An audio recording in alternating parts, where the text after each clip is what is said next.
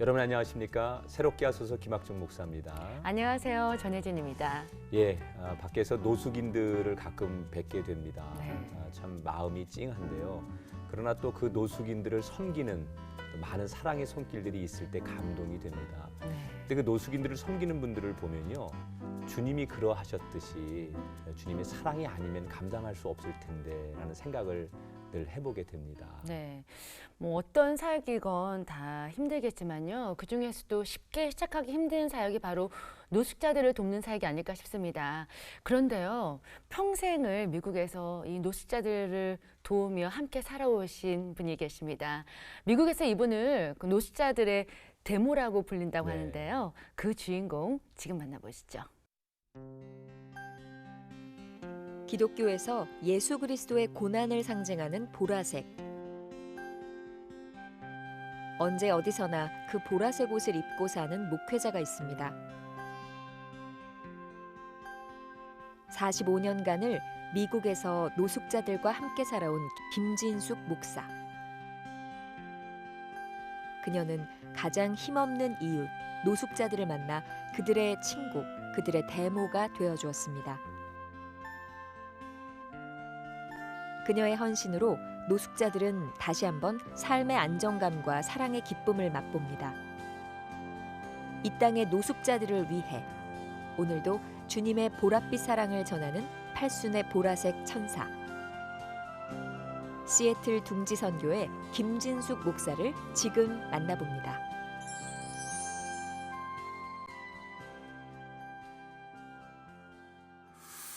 예, 어서 목사님 오세요. 어서 오세요. 목사님 네. 반갑습니다. 아니 우리 스튜디오가 온통 보라색 물빛입니다. 네. 지금 목사님 보라색 천사. 네. 천사까지는 아니고요. 네, 천사십니다. 아니에요.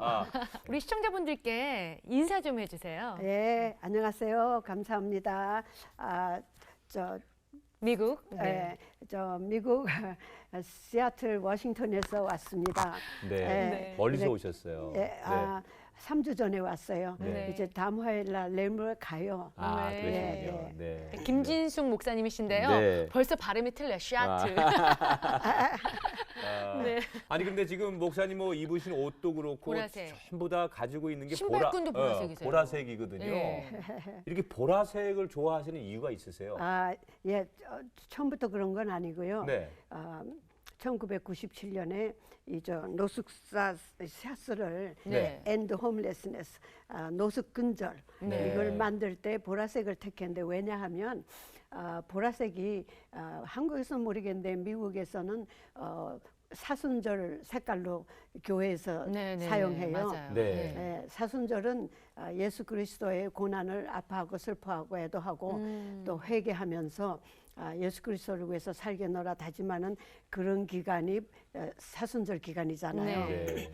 그래서 제가 섬기는 그 홈리스들의 아픔과 그 사람들의 고난을 슬퍼하고 또 미국에 그렇게 많은 홈리스들을 생산한 데 대해서 애도하고 슬퍼하고 네. 회개하고 네. 노숙근절에 몸바치겠다는 그런 각오로 보라색을 택해서 네.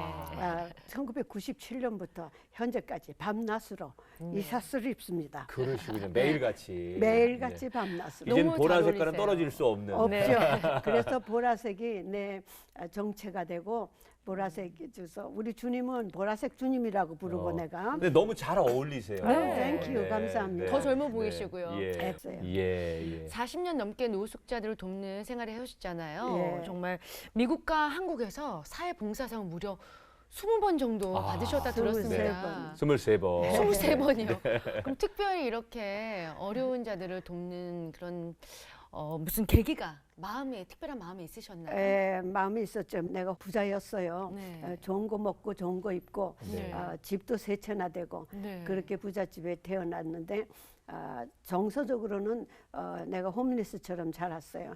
왜냐하면 우리 아버지가 굉장히 우리 어머니를 많이 학대했어요. 네. 그래서 어머니가 울 때마다 같이 울고 어머니의 눈물을 밥으로 나는 참뼈가 굵었다 그렇게 얘기하죠. 어허. 그래서 정서적으로 아버지도 많이 미워하고 어머니를 위해서 같이 슬퍼하고 그래서 그때 벌써 정서적으로 완전히 홈리스고 그다음에 이제 육신적으로 그렇게 많이 고생을 했어. 그래서 나같이 아픈 사람들을 섬기라는 하나님의 부름이 있었고 59년에 한국신학대학을 나왔는데 네.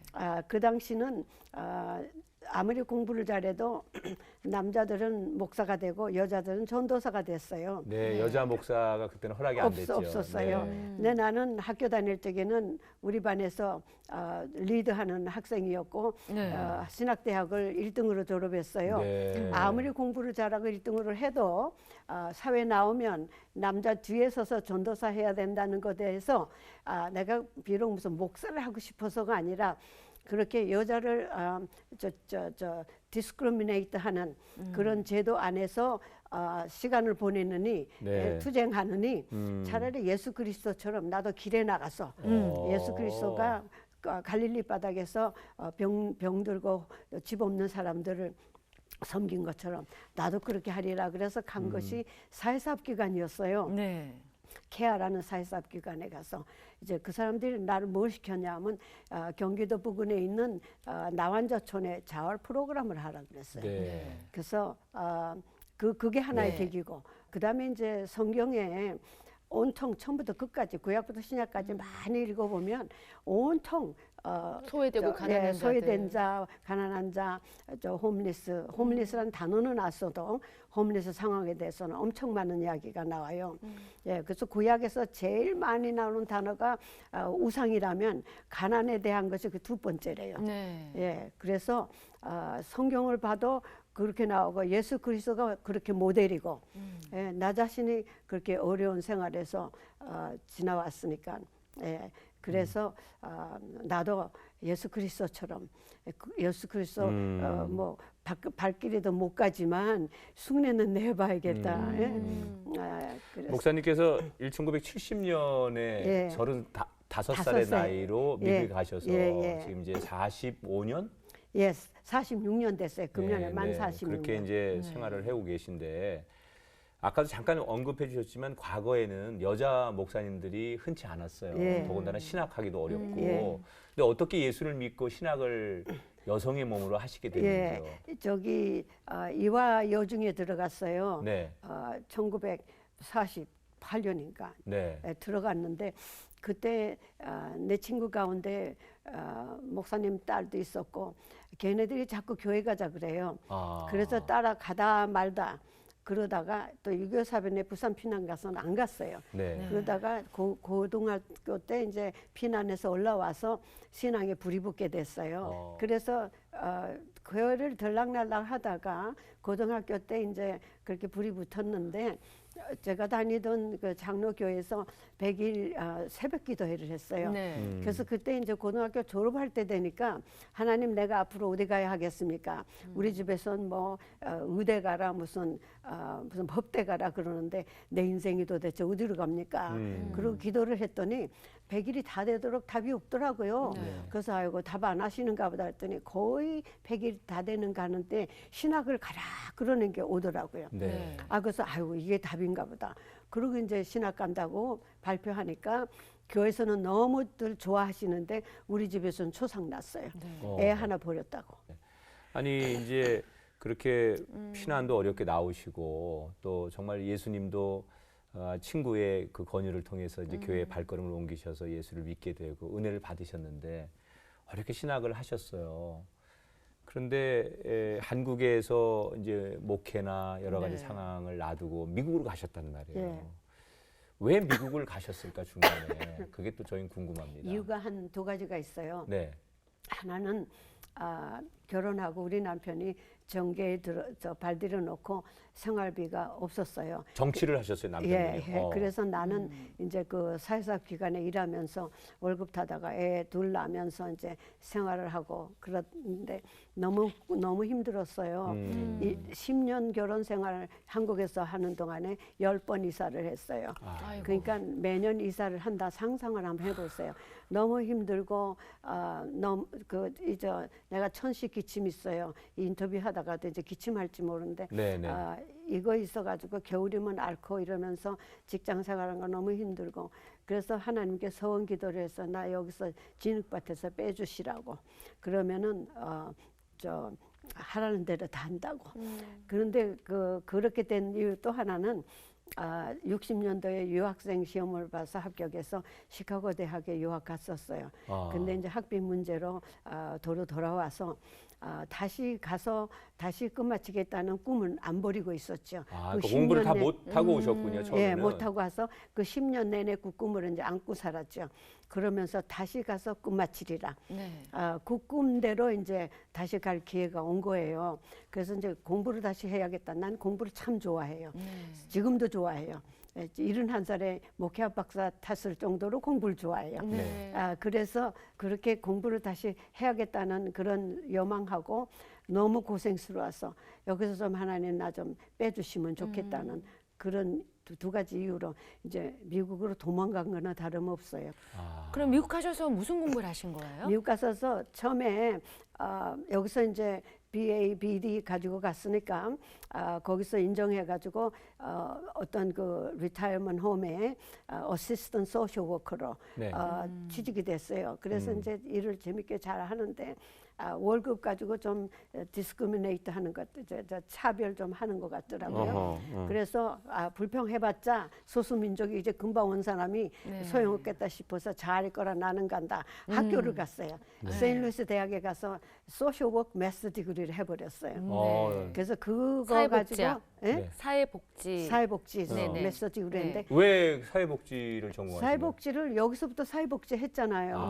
네. 여기서 신학 나와서 교회 목회를 안 하고 사회복지를 네, 네. 나 혼자 저 자활 프로그램이니 네. 고아원 도와주고 뭐 그 유교 사변에 과부도 많았어요. 그런 사람들 미싱 일하도록 이런 거 케어를 통해서 이제 도와주니까 그리고 예수 그리스도가 나는 사회복지의 가장 으뜸가는 모델이라고 생각해요. 네. 그러니까 예수 그리스도를 따라가는 것도 첫 있고, 모델. 롤 모델이에요. 네네. 내 롤 모델. 첫날부터 끝날까지.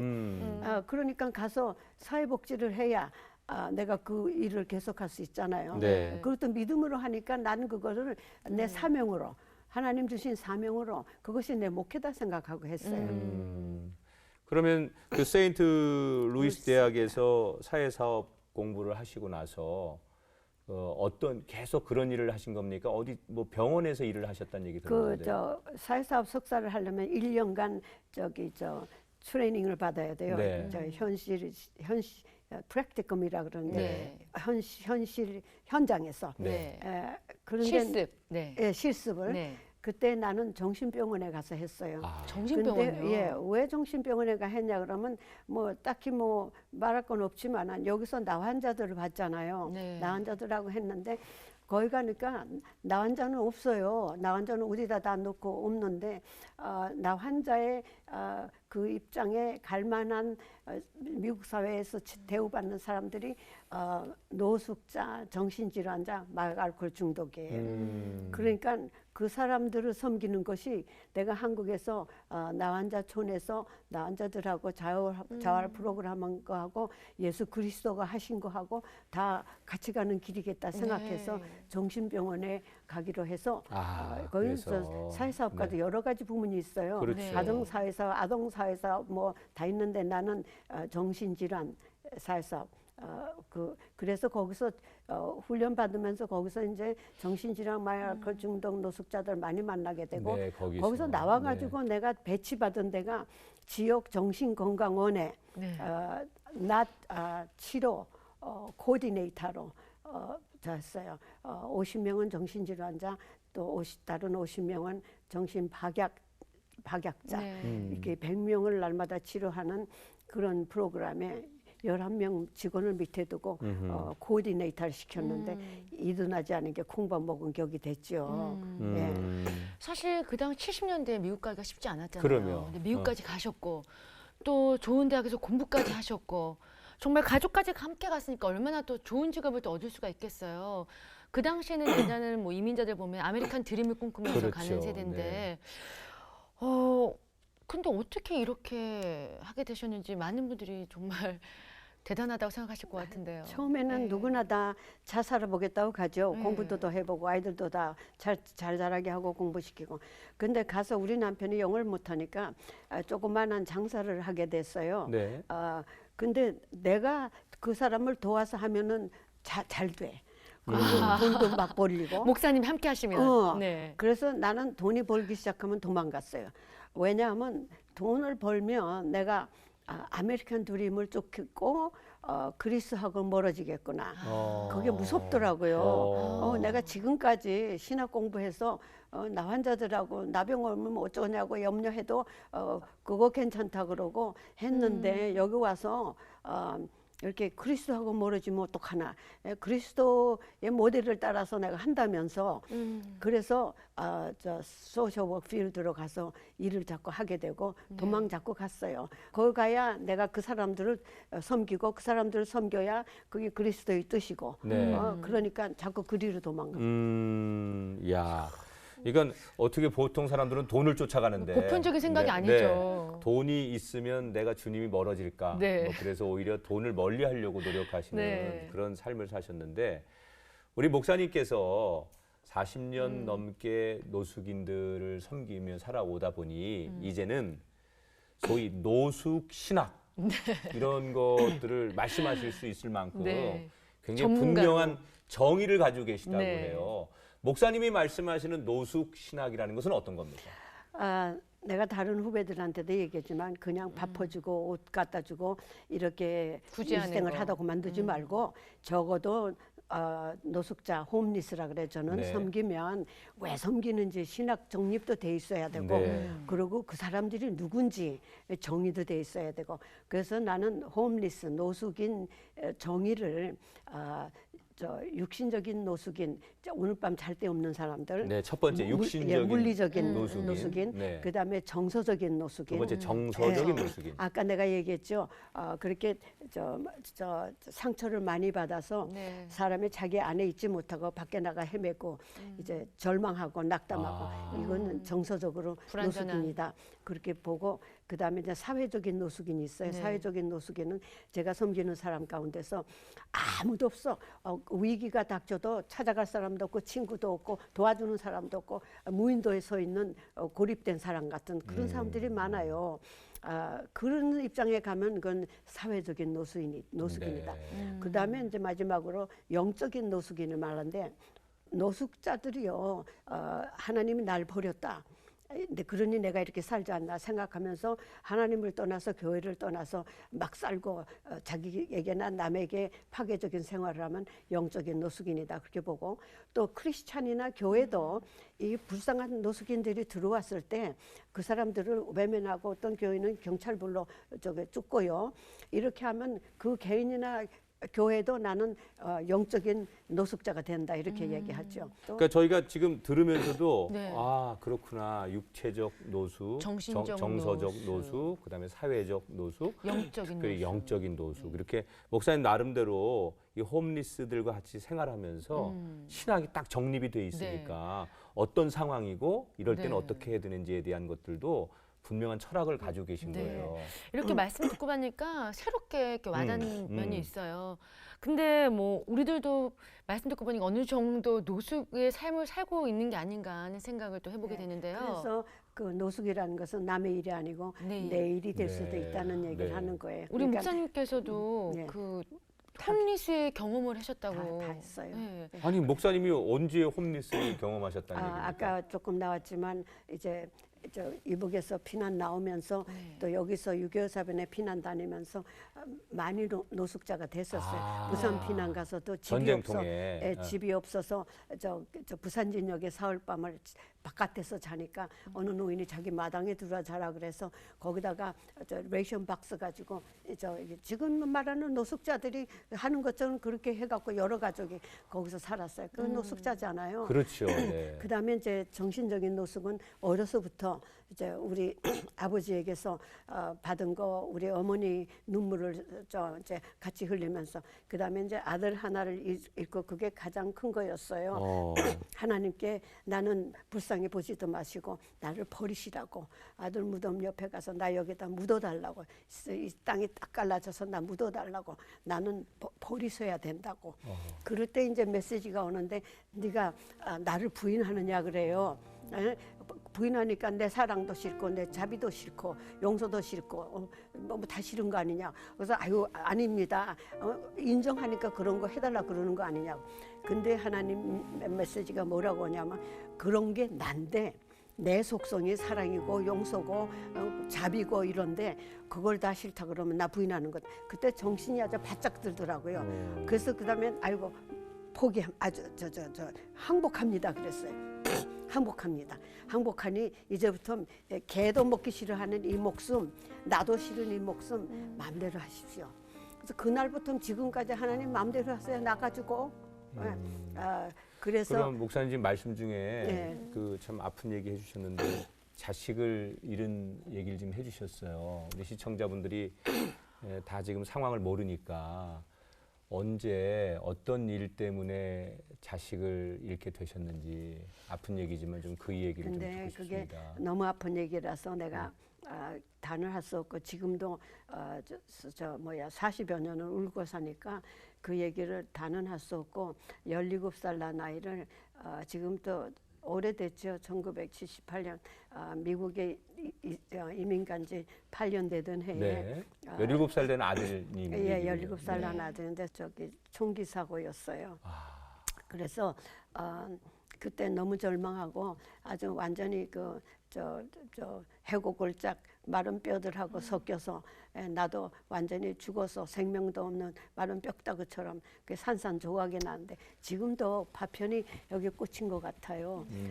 그래서 그 파편을 갖고 사는데 그런 자리에서 하나님께서 산산조각을 하나씩 다 주워서 모아서 거기다 생명 불어넣어서 나를 사람으로 만드신 것 같아요. 네. 예, 그래서 그것을 항상 감사하면서 하나님 뜻대로 살려고 노력하는 거죠.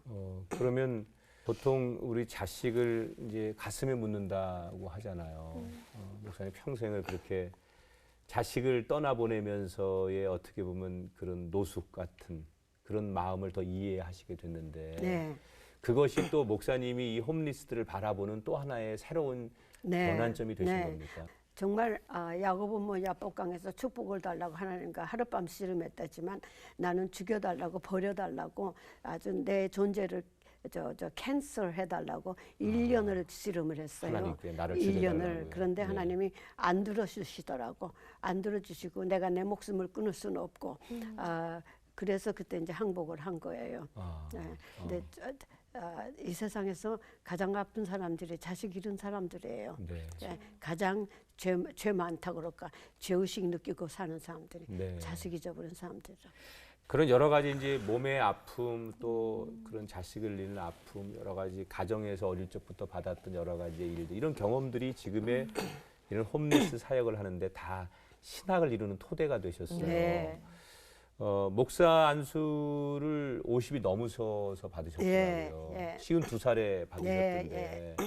그때 목사 안수를 받으신 이유는 어떤 거였습니까?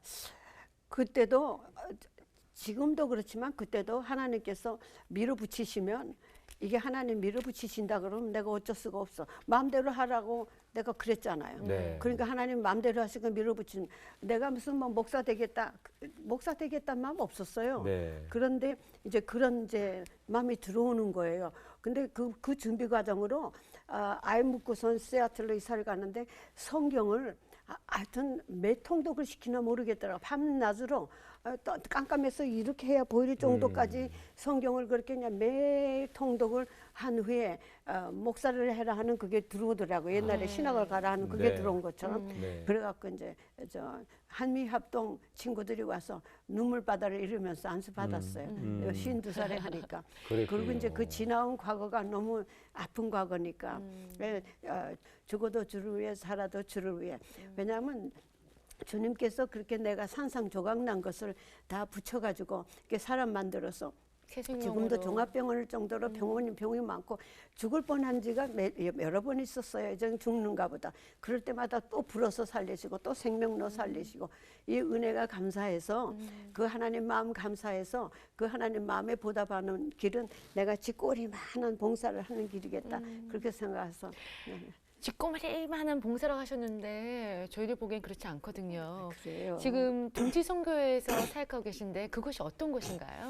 둥지란 이름은 마태복음 8장 20절에 공중에 나는 새도 둥지가 있는데 맞아요. 인자는 머리 둘 것이 없다. 거기서 둥지를 따서 노숙자들에게 둥지를 얻어주는 칩을 얻어주는 사역이다. 네. 그래서 이제 주님 정신을 사용해서 둥지라고 이름을 지은 거예요. 네. 예, 그래서 가장 많이 하는 사역이 우리가 둥지를 얻어줘요. 집을 그럼 얻어주시는 예, 집을 거예요? 얻어주는데 어려워요 그게. 근데 이제 이 사람들이 저 쉘터나 밖에 살다가 집을 얻었잖아요. 얻는데 다음 달부터 내일 뭐 월급이 나온다든가 직장 얻었다든가 나라의 저 보조가 나온다든가 그런 거 확인해서 우리가 첫 달치나 보증금 내줘요. 네. 그래서 빨리 이사 들어가게. 그거 못 내면 집을 암만 10번을 구해도 이사를 못 들어가요.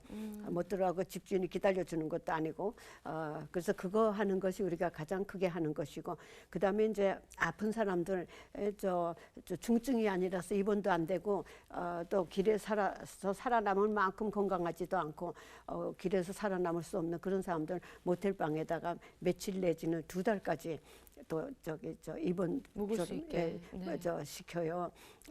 수술해도 사흘 만에 다 내보내잖아요. 길바닥으로 그렇죠. 갈 데 없잖아요. 이런 사람들 그것도 둥지 임시 둥지 네. 해주는 사역이고 그다음에 이제 가장 또 다른 사람들이 안 하는 게 크리스마스에 다 선물 보따리 주잖아요. 네. 우리도 선물 보따리 주지만 크리스마스 둥지.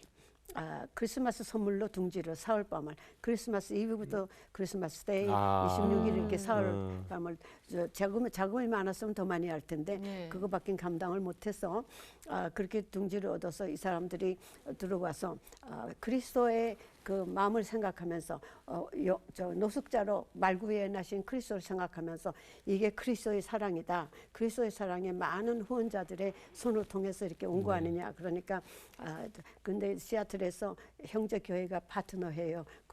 크리스마스 둥지. 네. 제가 듣기로는 정말 둥지 선교회로 오는 노숙인들 중에 정말 오랫동안 노숙을 해서 하루에 막 10번씩 샤워하는 분도 계시고. 그러니까 크리스마스 둥지에 넣어주니까 네. 얼마나 깨끗하고 그래요. 그러니까 너무 좋아가지고 샤워를 네. 막 10번씩 했다는 사람도 있더라고. 네. 그리고 자기네는 일생 동안 이런 크리스마스 선물 받아본 적이 없다고 예, 그렇게 말하는 사람도 있고 그리고 우리가 이제 동양인이잖아요. 네. 그러니까 자기네 식구들도 백인 흑인 자기네 식구들도 크리스마스에 방 들어오라고 안 하는데 예, 식구들이 있기는 저 여기저기 있는 네. 사람도 있어요. 다 거절당한 상태죠. 거절당하고 네. 버림받고 이제 이런 네. 거죠.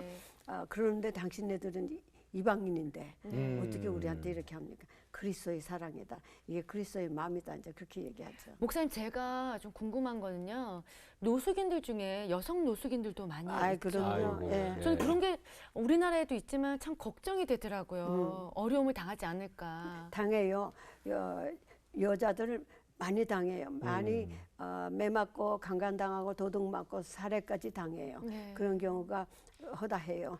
근데 여자들이 아주 처음 시작부터 남자들도 그렇지만 처음 시작부터 가정에서 어비스 당하고 또 시집 가서 또 당하고 또 보이프렌드니 이런 친구들에게서 당하고 그리고 이제 시애틀은 비가 많이 와요. 그러니까 하룻밤 비 안 맞고 좀 얻어먹기 위해서 아무 남자나 따라가서 한 끼 얻어먹고 비 안 맞는 방에서 당하고 하여튼 많이 당해요. 그래서 굉장히 불쌍한 사람들이 많아요. 그분들을 위해서 좀 또 사역을 하고 계시다더라고요. 여성들을 그 사람들을 위해서 제일 처음에 정신병원에 일하다가 그 사람들을 위한 노숙인 여성 교회를 했었어요. 그러셨군요. 예. 그래서 그 여자들이 남자의 그 위협 없는 하루를 마음 놓고 평화로운 가운데 예배할 수 있는 하루를 그런 스페이스를 만들자, 그런 공간을 만들어 주자, 네. 평화스러운 공간을 그래서 이제 여성 교회를 해서 남자는 못 오게 하고 여성들만. 여성들만 네. 이제 금남의 집을 했죠. 네. 그렇군요. 네, 그러면 아주 너무 좋아하고 찬양을 부르면 뭐 1시간씩 그냥 춤추고 스카프 돌리고 그냥 뭐 두들기 있는 건 다 두들기면서 완전히 그냥 영혼이 그냥 하나님을 향해 빠져나갈 때까지 찬양을 하고 그러고 이제 예배드리죠.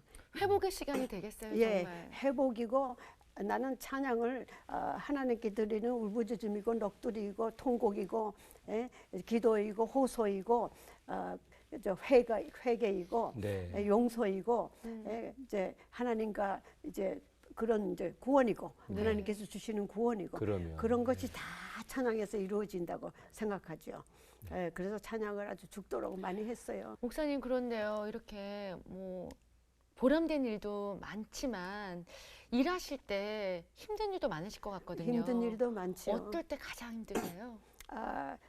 힘든 일이 많은 거는 이 사람들이 너무 막살한 사람들이라서 약속 하나도 못 지키고 날 바람을 많이 맞히고 네. 춥고 비 오고 눈보라 하는 눈은 물론 많이 안 오지만 비바람 부는 길가에다 세워놓고 바람 맞히는 사람도 많아요. 그때마다 아이고 하나님께서 내 인내심을 시험하시는구나 이러면서 참고 이제 그러니까 이 사람들을 사랑해야지. 그런 사람들을 예수 그리스도께서 사랑하셨는데 그리스도의 마음을 내가 닮으려면 이 사람도 사랑하고 참아야지. 이제 그게 힘들다면 힘들고 많이 참지요. 네. 현실적인 거죠. 예, 그다음에 네. 이제 사람들이 물어보는 거는 이 사람들 발전이 너무 오래 걸리는데 네. 절망을 안 하나?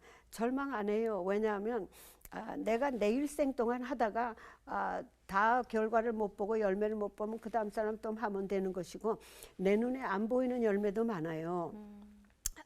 이 여성들이 그러는데 저 자립하고 그러면은 아주 뒤도 돌아보지 않고 없어지는 사람들도 있어요. 자립해서 가버려. 자기 매정하게. 노숙 생활했던 게 생각도 하기 싫은 거예요. 네. 그런 사람들 소식 없는 사람도 있고 소식 좀 주면 좋으려만 그런 사람도 있고 그렇게 어려운 것도 있지만 또 이제 집어넣어서 간다든가 직장 얻어 집어넣어서 간다든가 그러면 그냥 너무너무 좋지요. 잔치하고 싶을 정도로 네. 기쁘죠. 근데 지금 학교를 보내는데 너무너무 다 죽어갖고 절망했다는 사람들이 활짝 꽃이 피었어. 봄에 비는 진달래처럼 피었어요. 완전히 너무 소망에 차고 그러면 막 내가 그냥 너무 좋은 거예요. 너무 네. 좋아. 그냥 네. 밖에 나가서 우리 학생들이 이렇게 공부 잘한다고 막 춤추고 떠들고 자랑하고 싶을 싶고. 예, 그렇게 예. 그럴 때 보람 있죠. 네. 네. 정말 이 작은 책으로 어떻게 그 힘든 일을 그 어. 오랜 세월 동안 해오셨을까 정말 대단하다는 생각이 드는데요. 목사님, 그 45년의 세월이 적은 시간이 아니잖아요. 노숙자들의 멘토로 또 어머니로 친구로 지나온 45년을 회고하신다면 어떤 마음이실까요? 그저 감사한 거예요. 네. 예, 나 같은 적자 인생을 나같이 부서진 인생을 이렇게 조각조각 모아서 사람 만들어서 또 죽을 만하면 또 생명 넣어주시고 또 죽을 만하면 넣어주셔갖고 그리고 내가 하는 고백이 성령님께서 나를 업고 날르신다. 나는 다리도 짧고 빨리도 못하고 몸도 약하고 그런데 아주 하나님 주님께서 업고 가셔야죠. 업어가죠. 업고 날르셔 업고 뛰시고 그래서 나는 그냥 따라가면 돼. 너무 감사해요. 네, 이렇게 감사합니다. 오랫동안을 네. 그래서 그 생일 그 하는 날 내가 이렇게 얘기했어. 내 팔순은 아무 의미가 없고 자랑할 것도 없고 누구나 다 사는 팔순이 아니에요. 그런데 나 같은 적자 인생을 나같이 문제 많고 고통 많고 아픔이 많은 나 같은 인간을 데리고 일하시느라고 엄청 수고하신 하나님의 은혜는 축하하는 날이다. 네. 그렇게 얘기했어요. 나 같은 인간은 업고 날르시고 업고 뛰시느라고 얼마나 수고하셨을까, 얼마나 힘드셨을까. 그래서 하나님 은혜 감사하는 날이다. 그래서 그게 내 고백이에요. 업고 나르신다, 업고 가신다. 네. 그리고 내가 울 때 같이 울어주시고, 내가 슬플 때 같이 아파주시고, 그게 주님의 마음이야. 그러니까 그 주님의 마음이 나를 향해서 그러니 내 마음도 남을 향해서 그래야 되는데 그렇게 못하지요. 못하지요. 부족하기 네, 그지 네. 없지요. 목사님, 네. 아까 이제 노숙의 정의를 신학적으로 내려주셨잖아요. 네. 지금 우리 사회는 여전히 보이지 않는 노숙인들, 홈리스들이 참 많습니다. 버려지고 또 소외당하고 지금도 아파하고 한쪽에서 흐느끼는 많은 우리가 눈으로 보지 못하는 홈리스들이 많은데 그런 시리와 좌절에 빠진 그분들에게 오늘 방송을 통해서 목사님께서 꼭 용기와 희망이 될 만한 메시지 좀 나눠주세요. 네, 이렇게 말하고 싶어요. 그 사람들이 예수를 믿는지 안 믿는지는 모르지만 믿거나 안 믿거나 우리는 모두가 하나님의 자녀다. 네. 하나님의 형상대로 하나님의 마음을 닮아갖고 하나님의 영을 닮아서 창조된 사람들이니 그 긍지를 잊지 말라는 거. 그래서 하나님께 돌아오라는 얘기. 하나님께 돌아오면 네가 과거에 무슨 짓을 했어도 하나님은 예수님은 환영하신다. 이렇게 돌아오라는 얘기에서 소망을 가지라는 얘기. 그리고 모든 사람이 다 재능이 있어요. 네. 노숙자들에게도 재능 몇 가지씩 다 있어요. 네. 그러니까 그 재능을 버리지 말고 발굴하라는 얘기. 네. 너에게 무슨 재능이 있는지 그걸 자꾸 생각해내 갖고 발굴해내라. 그리고 도울 수 있는 사람을 찾아라. 그리고 노숙 사역도 많잖아요. 한국에도 30여만 명이 노숙자래요. 그 천지에 자는 사람, 눈에 안 보이는 사람, 눈에 보이는 사람. 눈에 안 보이는 사람은 못이죠. 눈에 보이는 사람만 그렇다는 거예요. 눈에 보이는 안 보이는 사람까지 하면 그보다 훨씬 더 많은 거죠. 그래서 그 사역하는 사람들도 많아요. 그러니까 그 사역하는 사람들의 파트너가 돼서 협력하라. 내가 경험한 바에 의하면 그 노숙자들이 홈리스들이 내 파트너가 돼야 돼.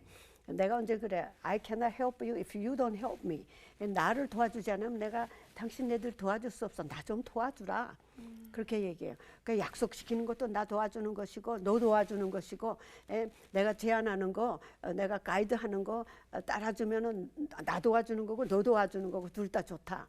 그래서 그런 사람들과 협력해서 파트너가 돼서 발전하라는 거. 네. 절대로 그 자리에 영원히 있지 말라는 거예요. 있을 필요가 없다는 거예요. 하나님은 그거 원하지 않으셔. 하나님은 모든 사람이 다 잘 살기를 원하셔. 그러니까 그 자리에 머물러 있지 말고. 네. 예. 그래 용기가 되는 말씀이고 네. 많은 분들에게 도움이 될 말씀입니다. 네, 네. 정말 이렇게 말씀 나누면 느낀 것은요. 우리 김 목사님을 하나님께서 쉽게 부르실 것 같지 않다는 생각을 해요. 왜냐하면 앞으로도 목사님을 통해서 하나님이 하실 일이 너무나 많으실 것 같다는 생각을 해보는데 앞으로의 계획과 기도 제목이 있으면 좀 나눠주세요. 예. 계획이 많죠. 아직 내일 모레 부술지도 모르는데 계획은 많아요. 네. 지금까지 그 책도 책을 머리에 든 거, 머리에 든 거 또 경험한 거 다 무덤에 갖다 묻는 게 아깝더라고요. 네. 그래서 그걸 다 글로 남기고 있어요 지금. 그래서 책 여러 권 나오고 있고 또 자서전도 나와요. 그다음에 이제 기도 제목이 내가 사는 날까지 하나님께서 끝까지 함께 하셔서 네. 맡기신 사명을 다할 수 있게 해주십시오 하는 네. 게 그게 이제 또 기도 제목이고요. 예. 그리고 세상의 많은 노숙자들에게 기회를 주십시오. 그리고 노숙자들 섬기는 사람에게 축복 주십시오. 그리고 이 경제 정책을 시행하는 위정자들에게도 긍휼의 마음을 주십시오. 그런 거죠. 그리고 많은 한국의 교회, 미국의 교회들이 여기에 조금 더 눈을 떠서 그냥 임시로 밴드에이드 그런 자선 말고 근본적으로 이 사람들을 자립할 수 있는 그런 자선을 하십시오. 그런 거 얘기하고 싶고 계획이 많아요. 계획이 네. 이제 치료받아서 어느 정도 이제 지금 한약 먹는데 좀 쉽게 기침도 좀 쉽게 오늘 하고 기침 많이 안 하셨어요? 네, 한 번. 약 먹고 왔어요. 예, 아, 그러셨구나. 네. 그래 오늘 우리는 뭐 노숙인들, 홈리스들을 돕는 데모를 만난 게 아니라 네. 보라색 천사를 천사. 만났습니다. 오늘 천사는 이렇게, 못 된다 네, 그랬잖아요. 멀리 네. 미국에서 오셔서 그간의 사역들을 다시 한번 정리해 주시고 또 저희들에게 많은 가르침과 깨우침을 주셨는데 더더욱 건강하시고 네. 어느 곳에 계시든지 간에 정말 그 하나님 기뻐하시는 아름다운 인생 감사합니다. 되기를 저희도 작지만 기도로 예. 목사님을 위해 축복하도록 부탁드립니다. 하겠습니다. 응원하겠습니다, 네. 목사님. 감사합니다. 오늘 함께해 주셔서 감사합니다. 네, 고맙습니다. 감사합니다. 예, 네. 감사합니다. 네. 예. 말씀 나누면서 제가 굉장히 부끄럽다는 생각을 했습니다. 저는 노숙인들을 가끔 보면 저 사람이 나한테 피해를 주지 않을까? 더러운 것이 나한테 붙지 않을까? 이렇게 약간 멀리했던 것을 고백하게 되는데요. 예수님을 정말 내가 롤모델로 삼고 있는지 그리고 긍휼한 마음이 나한테 얼마 있는지 돌이켜보게 됩니다. 하나님의 사랑을 진심으로 전하고 나눌 수 있는 저와 여러분이 되었으면 좋겠습니다. 우리가 흔히 그 노숙인들을 얘기할 때 육체적인 노숙, 또 보여지는 노숙 이런 것들을 많이 얘기하지만 오늘 목사님의 말씀을 통해서 보이지 않는 세계 속에 노숙하는 분들, 우리가 차마 보지 못하는 마음과 영적으로 곤고한 노숙인들, 그분들이 더 많이 있다는 거, 그건 우리가 감당해야 될 몫이 아닐까 생각합니다. 바로 그런 분들에게 손을 내미는 것, 이 땅의 교회와 그리스도인들이 해야 할 일이 아닐까라는 생각을 하면서 우리가 손 내미는 바로 그 한 사람 되기를 원하시는 주님 앞에 순종하며 살기를 축복합니다. 네. 새롭게 하소서. 오늘 여기서 인사드리고 다음 시간 다시 찾아뵙겠습니다. 고맙습니다.